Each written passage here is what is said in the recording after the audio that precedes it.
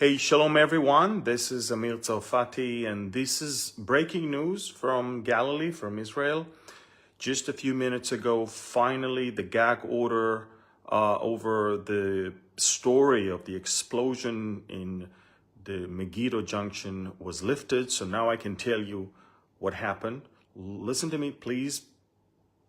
Press the share button, because I don't know how many of you will be able to hear it because of all the censorship that is going on here. Please, if you can, press the share button. Breaking news.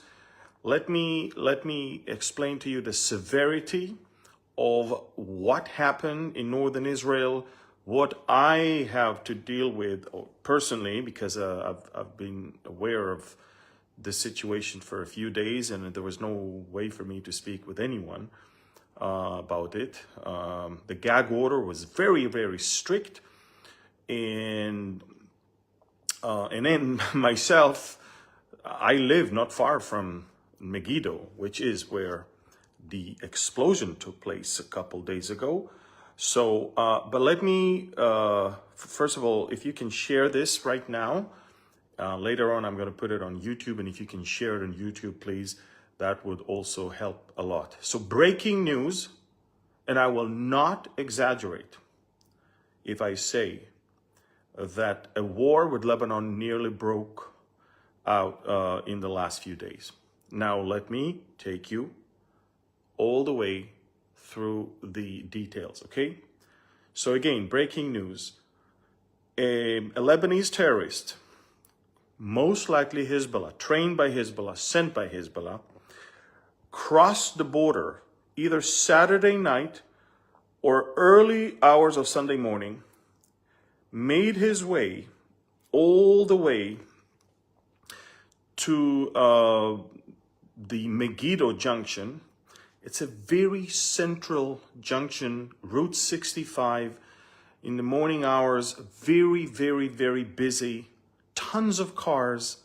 He brought with him, now we don't know if he brought it from Lebanon or it waited for him in Israel, which is one of the major issues here, an explosive that could have killed hundreds of people. And what happened is, from reasons we don't know, I mean, I know it is a miracle. It is a miracle. The device, the explosive, exploded when the junction was actually empty, and it actually hurt, and it hurt a car 3 lanes on the other side. The blast was so big, and it was so big that actually it wounded severely an Israeli Arab who was driving in his car 3 lanes away. Now you can imagine if that explosion would have happened next to a car that was driving right next to it, or a bus loaded with children or soldiers or whatever, we would be counting hundreds of dead people, at least 100, because this is a very busy junction. I think that what was in their mind was to detonate it when there's a big traffic jam there, and it would have caused, several cars to just go up in the air.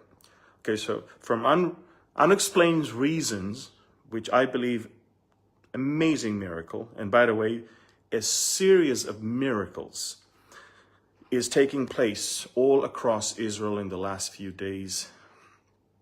I don't even know how to explain that to you.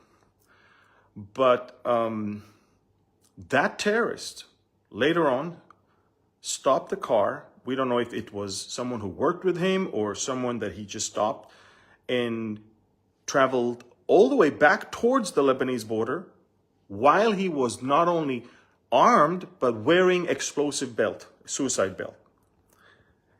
I think that within the hours between the explosion and his escape, the Israeli Secret Service understood 2 things. This explosive is something that Hezbollah has its fingerprints on, and this terrorist must have crossed from Lebanon, and we think we know how he's going to try to get back to Lebanon. Special forces waited for him and seeing that he is wearing an explosive belt, they shot a bullet into his head and killed him on the spot. Was silent on the Lebanese side because this is what we call almost a casus belli, a good enough reason to go to war. Hezbollah's name was not mentioned, but everybody knows that Hezbollah is behind it. Everybody knows Hassan Nasrallah was definitely aware of all of this. And if he was successful, he could have killed 100 Israelis in Megiddo and a bunch of soldiers in a checkpoint while exploding with his explosive belt. Had that happened, we would have been now deep in a war with Lebanon right now. This is exactly why I was asking people to pray and why I was telling you there is a delicate situation, because there was a manhunt to find him. You can imagine, you don't know where the guy is and you don't know if he has another powerful explosive and what is going to happen. He was armed to his teeth, and look, that's what happened. Thankfully, he's dead. It's kind of something that came to an end, but big questions are now to be asked. How did he cross the border? 1. Did he have some Israeli Arabs that helped him? 2. Who supplied the explosive? Because it's hard to believe that he carried the explosive all the way from Lebanon to the Megiddo junction. Why wouldn't he do it right next to the border? Well, so that's another thing. And of course, who helped him, driving him to and from? So these are questions the Israeli Secret Service is working on. No one in Israel dares to say that it is a Hezbollah thing, because if you say it, you have to act upon it. The last thing Israel needs right now is a war. But if you ask me, it is actually the first thing Israel needs right now. Look, I don't know if I can tell you that, but this, I will.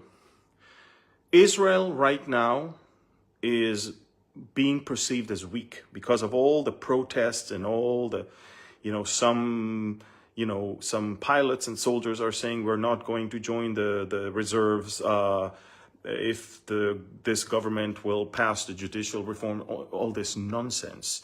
The Arabs all around us are seeing this. The Iranians, the Hezbollah, Hamas, Islamic Jihad, the proxies in Syria, the Houthis in Yemen, all of them, and of course the Iranians, all of them fantasizing right now on a world without Israel.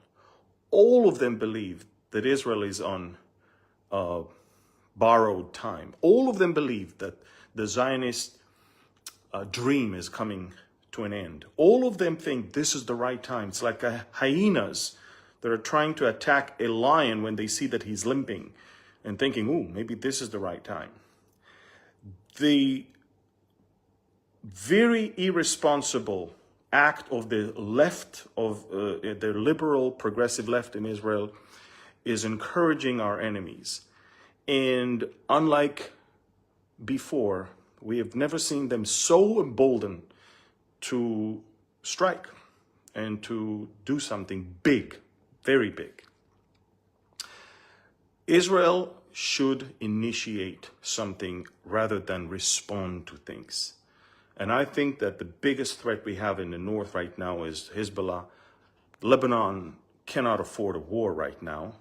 Hezbollah needs to be, I think, Hezbollah needs to lose power. And I think that whether it's in Gaza or in Lebanon or in Syria, Israel must take the initiative, because this is not looking good. Not looking good at all. Again, almost a war with Lebanon in the last few days, following the massive explosion in the Megiddo junction, the infiltration of a Lebanese terrorist, most likely Hezbollah, the use of a huge explosive that could have killed tons of Israelis, and thankfully, miraculously didn't. And the fact that we caught him on his way back to Lebanon wearing a suicide belt, and only a bullet in his head stopped him from actually detonating that as well. Big miracle. This is not the first miracle this week. And in fact, in the last 3-4 weeks, I'm not at liberty to tell you, but in the last 3-4 weeks, Israel experienced maybe, 6-7 big miracles. Someone on TV just said that maybe some leftists will not join the military, but God was drafted and he's working. He is now in the Israeli military because there is no logical explanation to the number of miracles that took place in Israel in the last few weeks. No logical explanation. I don't need, as a man of faith, I don't need logical explanation at all. I have the big explanation. He that keepeth Israel neither slumbers nor sleep. We know that. But everybody all around, they're like, wow, what's next? What's going on? So I want to tell you something, folks. The power of prayer. Keep praying for Israel more than ever before. This is a country on the verge of a war that might be on several fronts at the same time. And more than ever before, please pray the Israeli public will get back to its senses and that there will be a greater sense of unity here. Because everybody knows there has to be a judicial reform. Everyone knows that. The question is, can we find a common ground? Prime Minister Netanyahu was supposed to already take off to Berlin. He's on a blitz of meetings with European leaders to bring about another strong alliance and front of Europe to restore the embargo of weapons on Iran and to restore the sanctions, because all of them have been lifted for the Iran deal that is a joke. Everybody now understands Iran is not the solution, but it's the problem. And especially now in light of the Iranian aid to Russia and Ukraine, we all know that Iran must be dealt with. So, Netanyahu was in Paris, he was in Rome, he's going to be in Berlin tomorrow, and later on next week, even in London, all in the effort to bring together a coalition that will be strongly standing to restore the weapon embargo so Iran will not be, the sanctions will force Iran not to be able to sell weapons anymore. This is it, folks. Nearly a war with Lebanon in the last couple of days because of this incident that I just detailed. Please share this with as many people as you can. Please pray for Israel. I'm on Telegram. This is where I'm giving most of the information. Please follow me on Telegram.